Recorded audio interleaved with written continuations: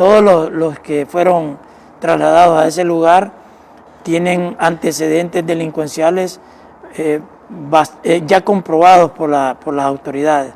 Y su imagen, su presentación habla por sí solo.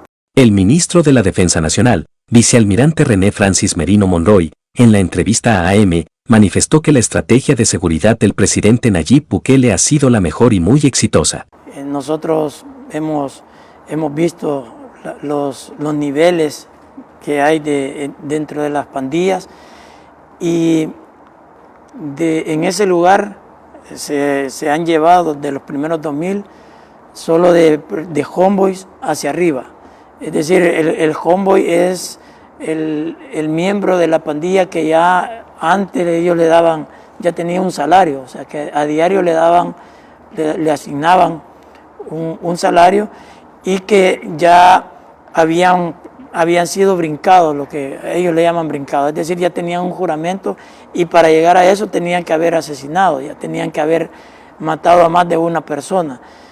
Y luego los que van teniendo otros cargos dentro de esa estructura, por ejemplo, los palabreros, los corredores de clicas, de programas, esos son los niveles de pandilleros que van a estar resguardados en el SECOT.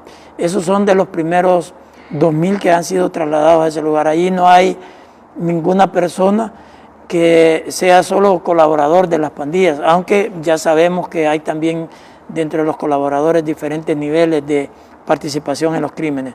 Eso es lo que nos va a garantizar que no haya ninguna posibilidad de reorganización en un futuro de estas maras y pandillas. ¿No hay ningún presunto pandillero, ministro? No, es que bueno, y todavía hay otra cantidad igual, pero todos los que fueron trasladados a ese lugar tienen antecedentes delincuenciales ya comprobados por las autoridades. Y su imagen, su presentación habla por sí solo. No había una sola persona que no tuviera tatuada, dijéramos, el 80% de su cuerpo. Y como le digo, en cada uno de esos tatuajes también hay mensajes que ellos tienen. Hay algunas que indican cuántas personas han asesinado, cuántos compañeros ellos han perdido, todas las maldades que han hecho, esas están reflejadas en cada uno de sus tatuajes. Y esas son las personas, no hay por qué decir que son presuntos, si están allí, estamos hablando ya de un nivel de delincuencia que está comprobado que es lo que han hecho. O sea, no es que se diga, mire, aquí esta persona iba en la calle y lo agarraron y todavía está en el proceso de que se pueda determinar si es o no. Esos ya son personas que tienen un récord, que tienen una ficha policial y que, como le digo, ya está comprobado los delitos que han cometido. Al tenerlos separados en el entorno de donde ellos estaban, los familiares o los mismos compañeros de ellos, de la misma pandilla, se tomaban en ese sector. Entonces lo que hacía es que en la parte externa de esos centros penales se fortalecía la pandilla esa a la que ellos pertenecían. Y una de las tantas medidas de lo que se ha venido haciendo era desaparecer también ese entorno, que no fuera fortalecerse esa pandilla a la que pertenecía. Y a partir de ese momento que se comenzaron a tener en la misma cárcel de las diferentes pandillas, esto se vino realizando de manera cotidiana, y lo que vimos ya en este traslado fue en ese traslado cómo estaban juntos, iban juntos de las diferentes pandillas, ya sin hacer esa separación que era parte también de la estrategia de los gobiernos anteriores de cumplirle los deseos o las cosas que ellos pedían en sus negociaciones. Ellos pedían eso, ellos pedían estar así, estar tranquilos, entonces los gobiernos les cumplían con eso y lo estaban manteniendo. Bueno, con nosotros desapareció todas esas cosas y ahora puede ver la población que son delincuentes y está regulado en las leyes penales, está regulado en saber cuál es el comportamiento, cuáles son los derechos que tiene un delincuente, y eso es lo que se está haciendo en ese lugar, dándole cumplimiento también a esas leyes. Dentro del Plan Control Territorial, todo lo que se ha venido haciendo, y yo les explicaba las diferentes fases, las diferentes acciones que hay dentro de cada fase. El régimen de excepción es una de esas acciones que está acompañada de la fase 5, que es la extracción. Y recordémonos que no solo durante el régimen de excepción se han tenido 0 homicidios, porque las personas poco pensantes o poco conocedoras de este fenómeno dicen que el Plan Control Territorial no existe, todavía lo mantienen, todavía lo ve usted, revisa en redes sociales o cuando hay plenarias, todavía hay personas que dicen que el Plan Control Territorial no existe, y que si existía el Plan Control Territorial, porque ha habido necesidad de un régimen de excepción, dice. Entonces, lo que sucede es que las condiciones del país, cuando el señor presidente asumió el cargo, son totalmente diferentes a las que se tienen a este momento. Solo hay que recordar que para poder gobernar, no solamente es el órgano ejecutivo el que actúa.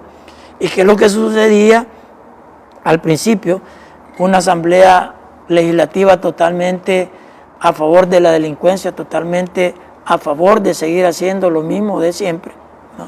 Ya de más está decirlo lo que había pasado en los 30 años anteriores.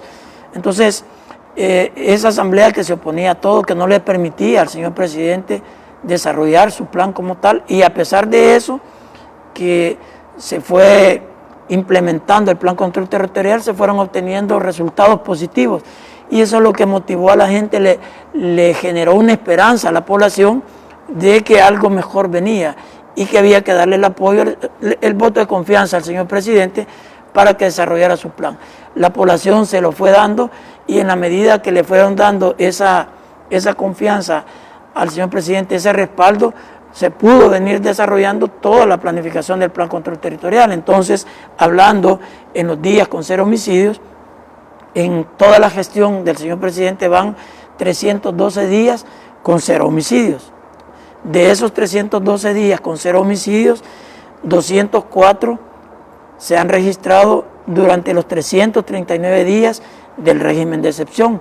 Quiere decir que afuera de esos 204, antes de que entrara el régimen de excepción, también tuvimos bastantes días con 0 homicidios. Es decir que el Plan Control Territorial cada vez ha venido mejorándose. ¿Por qué? Porque las condiciones también se han venido mejorando, pero esas condiciones las ha creado el mismo señor presidente de la República. O sea, no es algo que cayó así del cielo o que nos lo generaron otros, es condiciones que él vino generando para llegar a este punto, y todavía falta trabajo que hacer, y todavía va a seguir mejorando el Plan Control Territorial. Entonces, eso es lo que hemos tenido. Ahora, sí es bien determinante, porque vemos que de 312 días, 204 se han dado en 339 días, en menos de un año, pues contado día a día. Eso quiere decir que el régimen de excepción sí ha sido la herramienta adecuada, necesaria, para llevar a las pandillas a ese punto culminante que yo les mencionaba, que es donde ellos pierden. Vuelvo a repetir, este concepto lo manejamos nosotros, los que nos hemos especializado en esto, es cuando el adversario pierde la capacidad de seguir haciendo lo que estaba haciendo. En este caso, las pandillas perdieron el control del territorio que ellos tenían y la capacidad de seguirle haciendo daño masivo a la población. Eso fue posible con el inicio del régimen de excepción, y está demostrado. Y le puedo decir, durante esos 339 días, el promedio de homicidios, la tasa diaria de homicidios es de 0.63. Es decir, si solo tomamos los 339 días del régimen de excepción, en El Salvador el promedio de homicidios ha sido menos de 1. Y esos son datos importantísimos y esos son los datos que a los expertos, a los conocedores de esto en otros países les ha llamado la atención. A esas personas que han diseñado grandes planes en otras guerras, les ha llamado la atención porque esta guerra que se está librando contra las pandillas es una guerra contra el terrorismo internacional y que es el primer ejemplo a nivel mundial en los cuales hay una guerra contra los terroristas que ha dado tanto éxito con un daño, dijéramos, colateral extremadamente bajo. Y eso es lo que le llama la atención a otros países, a otros expertos del mundo. Entonces, en esos 339 días se han registrado 215 homicidios. Imagínense, en 339 días de régimen de excepción hay 215 homicidios. Nosotros tenemos el dato que en este régimen de excepción se han dado los meses más seguros en la historia de El Salvador. Y hay datos bien importantes, por ejemplo. El mes de enero de este año, ya con régimen de excepción, terminó con 11 homicidios. 11 homicidios y 22 días con 0 homicidios. Eso da una tasa diaria de homicidios de 0.35. Pero también en enero del año 2016 se registraron 740 homicidios. 740 homicidios en enero del año 2016.